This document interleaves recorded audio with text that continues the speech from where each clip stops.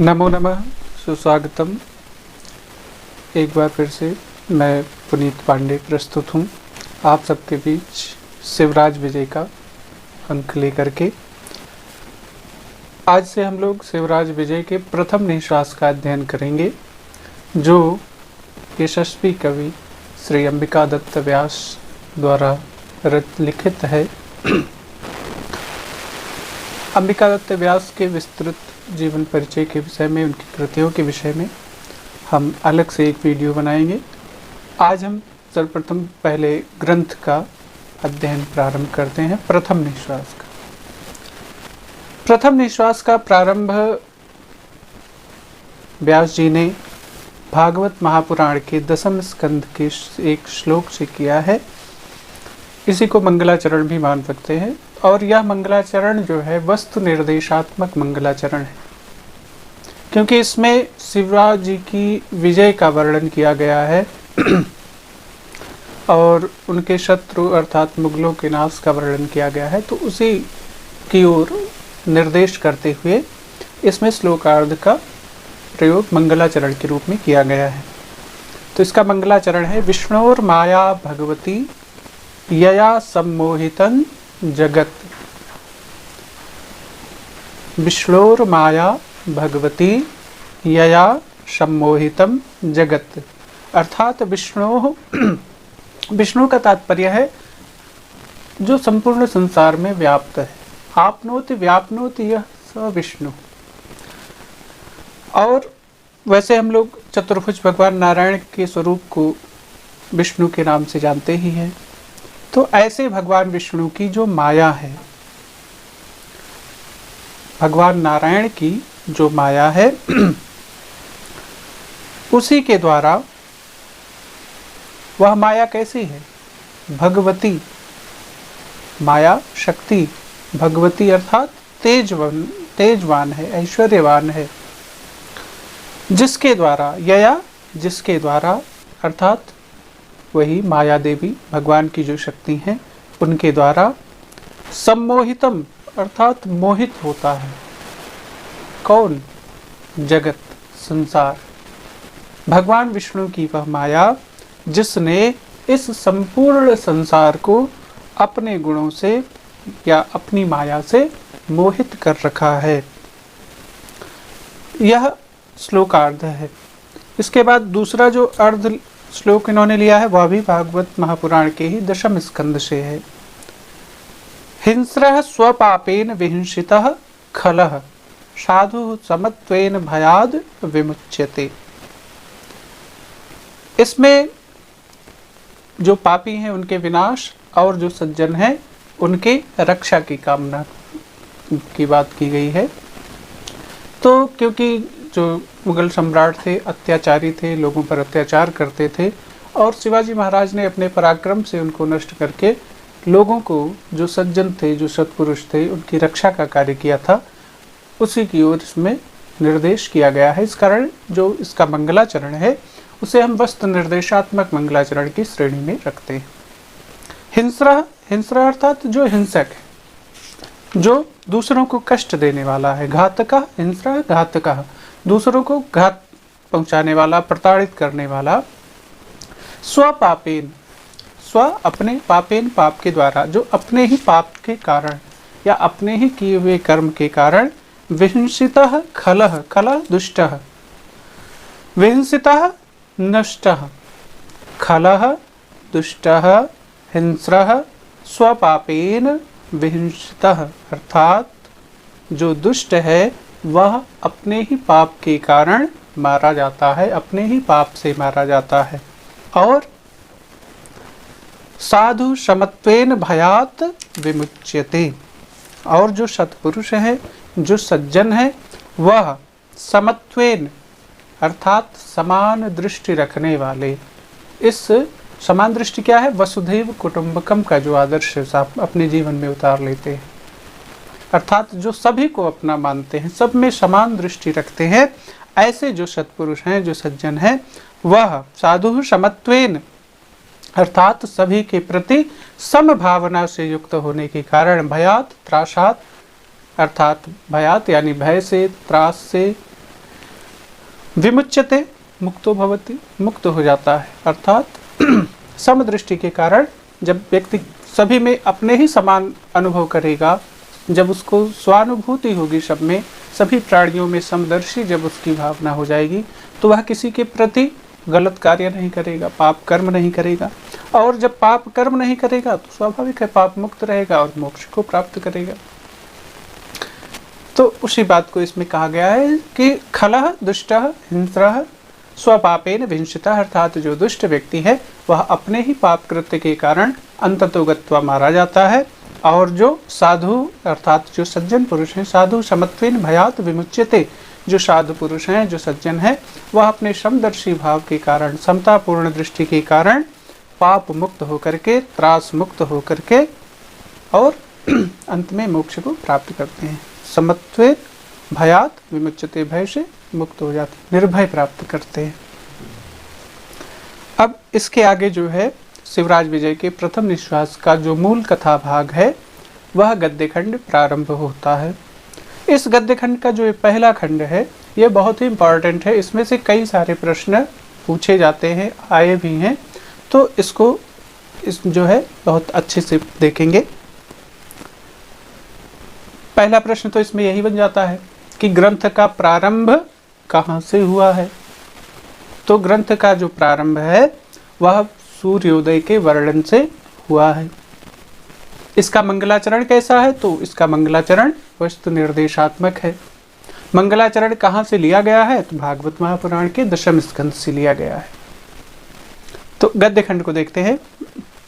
अरुण एष प्रकाशः पूर्वश्याम भगवतो मरीचिमालिनः। अब इसमें देखिए अरुण अर्थात अरुण मीन्स क्या होता है, रक्तवर्ण, लाल रंग का। जब सूर्य प्रातः काल उदय होता है तो उसका प्रकाश कैसा होता है, लाल होता है। उसी की ओर इंगित किया गया, यहीं से ग्रंथ का प्रारंभ होता है। अर्थात यदि आपसे प्रश्न यह पूछा जाता है कि ग्रंथस्य प्रारंभः कथं भवति, तो ग्रंथस्य प्रारंभः सूर्योदय वर्णनात् भवति, अर्थात ग्रंथ का प्रारंभ सूर्योदय के वर्णन से होता है।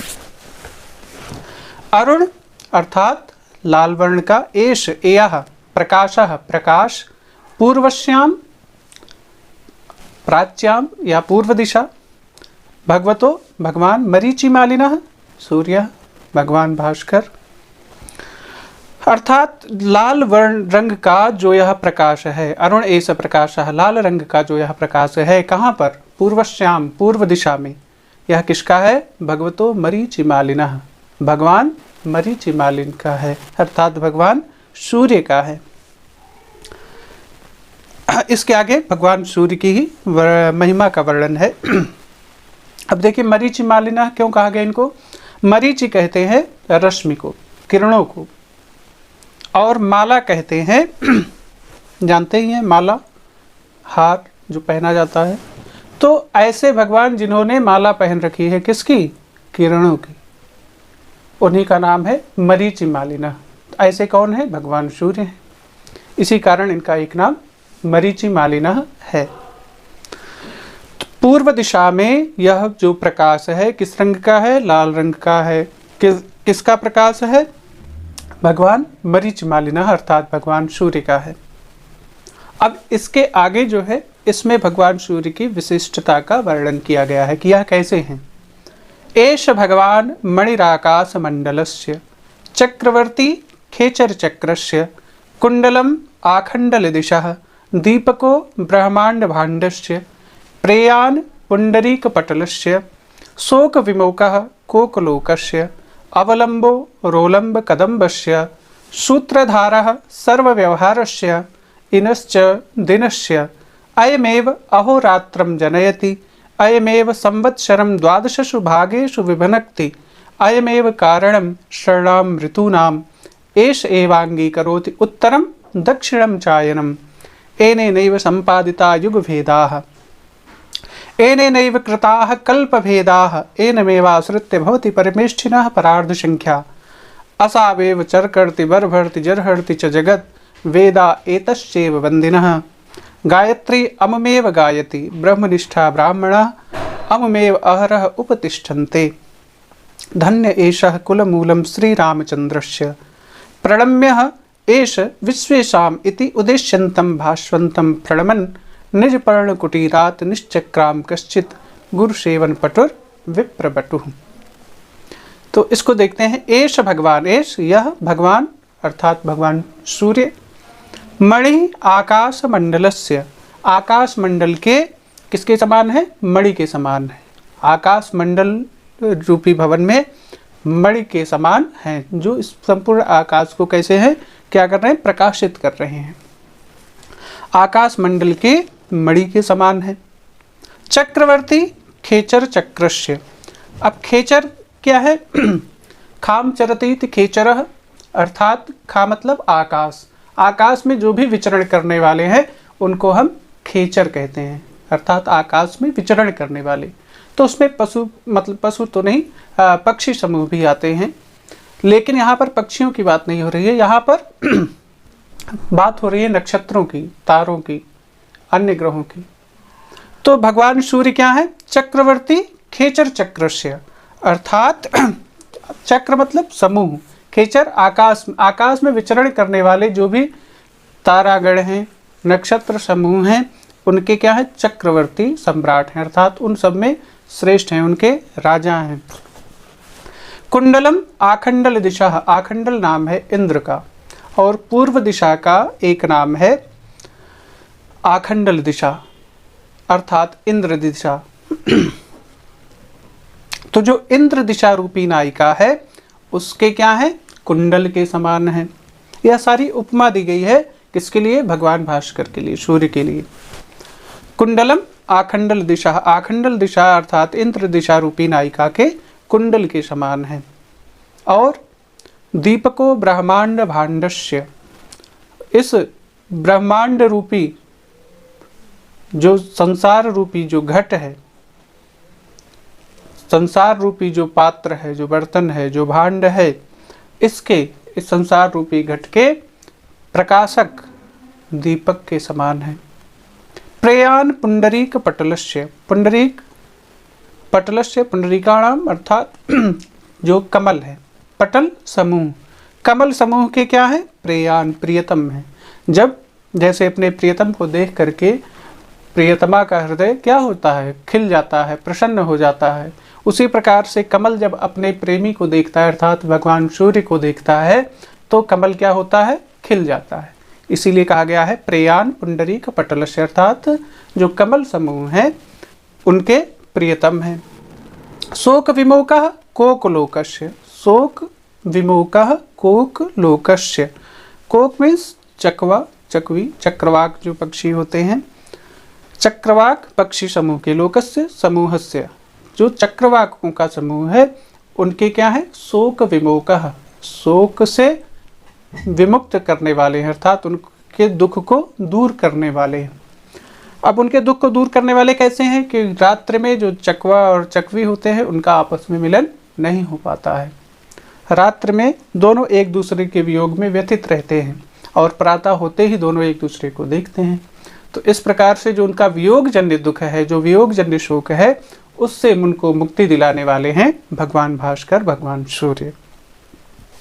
अवलंबो रोलंब कदम्बस्य, रोलंब कदम्बस्य अर्थात रोलंबानाम दुरेफाणाम यो ही कदम्बा, अर्थात समुदाय, जो भंवरों का समुदाय है। भंवरों का यहाँ पर देखिए कभी कभी शब्दार्थ भी पूछा जाता है, तो उस पर भी ध्यान देंगे। रोलंब मीन्स क्या होता है? भंवरा, भंवरे के कई नाम है, रोलंब है, द्विरेफ है, मधुकर है। तो जो भ्रमर समूह है, कदम्ब मीन्स समूह, जो भ्रमर समूह है उनके लिए क्या है? अवलंबः आधार, उनके लिए आधार है। कैसे आधार है उनके लिए? भंवरे शक्ति कहाँ से प्राप्त करते हैं? पुष्प से, पुष्प रस को पीते हैं तो उससे शक्ति प्राप्त। और पुष्प कब खिलता है? जब भगवान सूर्य उदय होते हैं। तो इस प्रकार से वह जो भ्रमर समूह है उसके भी आधार हैं, अर्थात सूत्रधार है। सूत्रधार सर्व व्यवहारस्य, इस संसार में जो भी व्यवहार हैं, जो भी कृत्य हैं, उन सबके सूत्रधार हैं। सूत्रधार जब नाटक होता है, नाट्य मंचन होता है, तो सर्वप्रथम मंच पर उपस्थित होता है कौन? सूत्रधार। वही अपने वक्तव्य द्वारा नाट्य को आगे बढ़ाता है। उसी प्रकार से भगवान भास्कर जो है, जब वह उदय होते हैं तभी इस संसार में सभी लोगों की दिनचर्या प्रारंभ होती है। इसीलिए कहा गया है सूत्रधारः सर्व व्यवहारस्य, हर प्रकार के व्यवहार के सूत्रधार हैं कौन? भगवान सूर्य। इनश्च दिनस्य, दिनस्य अर्थात दिन, दिन के स्वामी कौन है? इनः मतलब स्वामी, दिन के स्वामी कौन है? भगवान सूर्य, इसीलिए एक नाम इनका दिनकर भी है। अयमेव अहोरात्रम जनयति, यही उत्पन्न करते हैं किसको? दिन और रात्रि को। जब यह उदय होते हैं तो दिन हो जाता है, अस्त होते हैं तो रात्रि आ जाती है। इसलिए यही कारण है किसके? दिन और रात्रि के। अयमेव संवत्सरम द्वादशसु भागेषु विभनक्ति, यही संवत्सर को अर्थात वर्ष को द्वादशसु अर्थात 12 भागेषु भागों में विभनक्ति विभाजन करते हैं।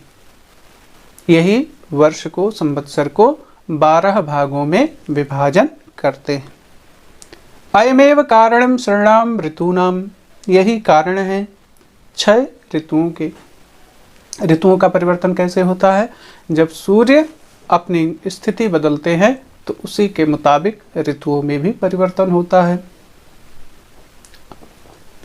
तो इस प्रकार से भगवान सूर्य ही कारण है किसके? 6 ऋतुओं के।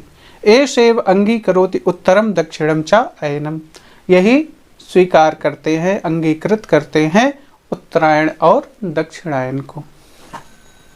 एनेनैव संपादिता युग भेदाः, इन्होंने ही युग भेदों को संपादित किया है।